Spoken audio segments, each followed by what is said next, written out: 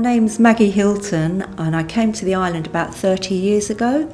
I actually came on a day trip and I just loved it so much and just decided there and then to move over. And to be honest, it's the best decision that I've ever made.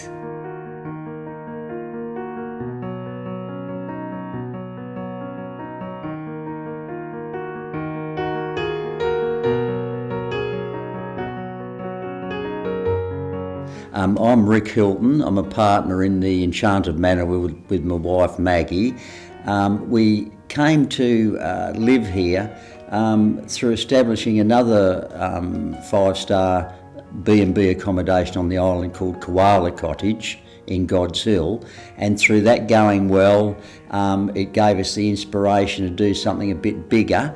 The manor came up and we thought, well, we loved the location, the building needed a lot of work, but at the end of the day, we could see through all the bad bits and knew what we could create here, and that's how it all evolved. I mean, we moved to the manor about 5 years ago, and as soon as we came through the door, even though it was very run down and a bit dilapidated, we just loved it, and had such a good feeling. The manor was actually built in 1838, and it was built by the Kirkpatrick family, and they came from Scotland, and they lived here until the early 1960s, and that was the last of the generation, and then it became a hotel. They built this house for their daughter, and they were originally going to build it down near the lighthouse, but it was too windy there. But if you go down there, you'll see the big gate post. They actually built the gate post and then decided to build it here. And there's been quite a few strange things that have happened to do with the family. And actually in the past we've had a descendant of the Kirkpatricks come and visit us, quite an old lady, and she was so glad that we'd sort of restored it and hadn't let it go to rack and ruin. But she had some quite good memories of it, sort of from her early days, of when it was, more as the centre of the whole community here.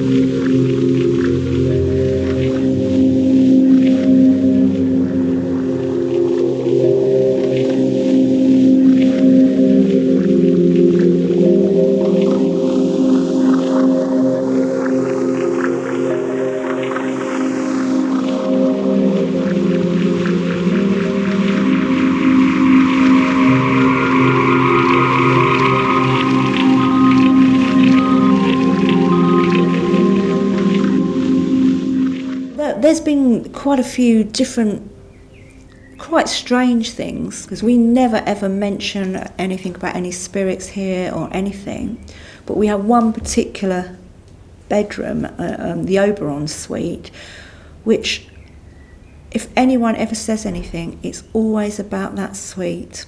And we've had so many people say to us that they felt a presence in there, and actually a few times there's been somebody that's come up in the night and just held the lady's hand, and that's happened 3 or 4 different occasions without anybody else knowing. And again, no one's been scared at all. It's just amazing.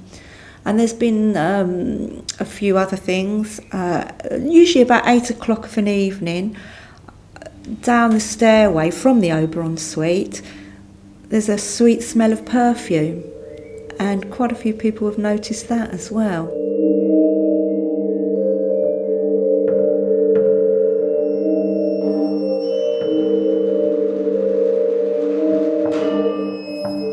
There was an incident actually just a few nights ago, again in the Oberon suite, and I've just brought a a little note, 'cause somebody just left me a note, just a guest, called Stephen Joe, and she's actually wrote. So, and I said to Rick, I said, I don't believe this. And this is what she wrote. She wrote, the ghost in our room's name is Elsie. She's about 24 years old.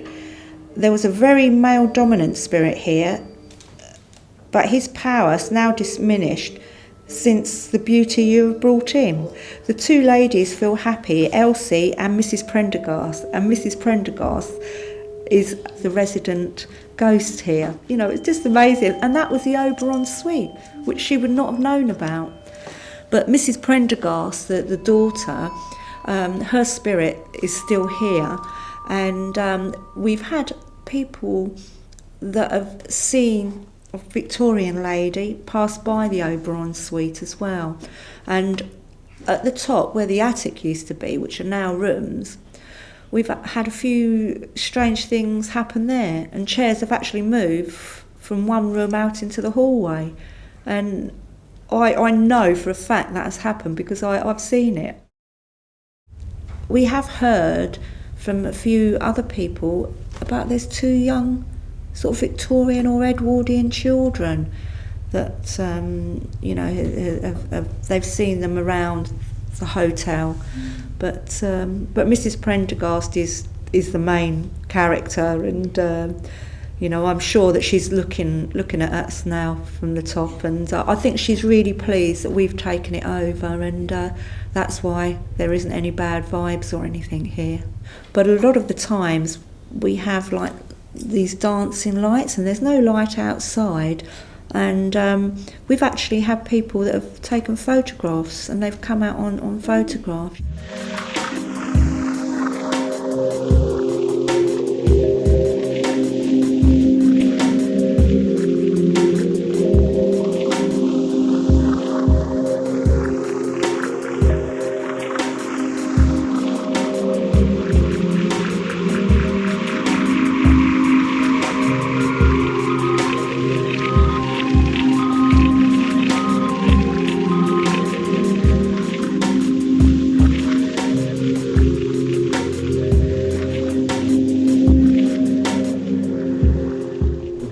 People who feel sort of something around here, and there's been quite a bit of photography done, and the orbs are quite strong in this area.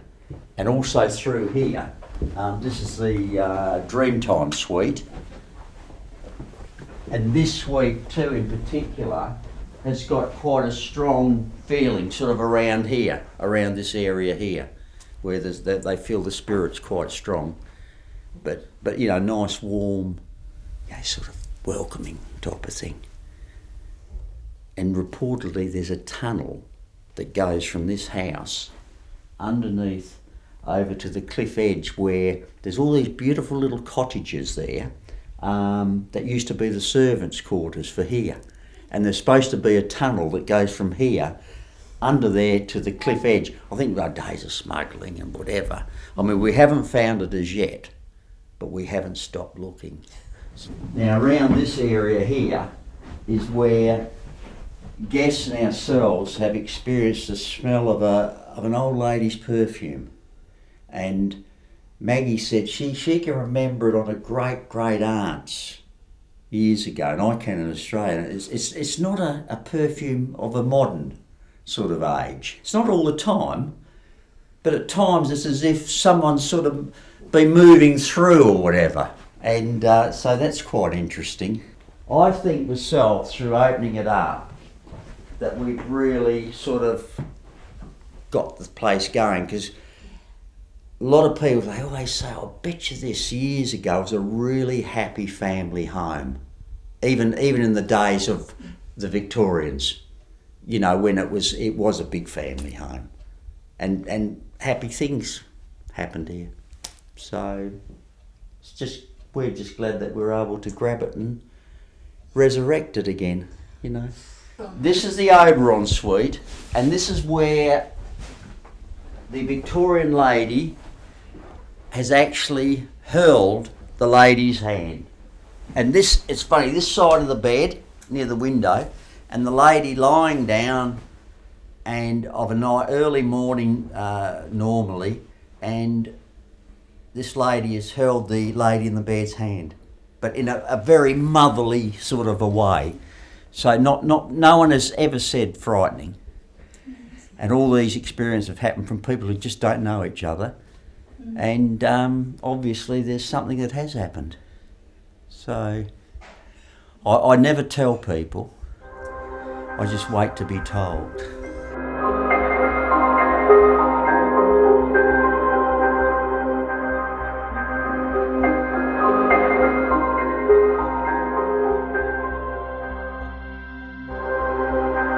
I'll be honest with you, I've never really sort of been much of a believer in things that I don't know or I haven't experienced myself.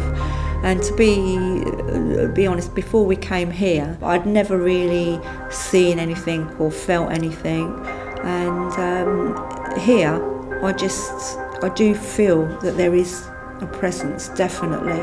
And I know that there is something by all the different people that don't know each other, that stay in the same suite and say exactly the same thing. I was the biggest sceptic that you could ever meet, because obviously coming from Australia, we haven't got the history that England's got, we haven't got the old buildings that England's got, and although I always loved the sort of ghosty, spirity thing, I was a sceptic, I must admit, but being in England, and particularly here, I've changed my mind totally.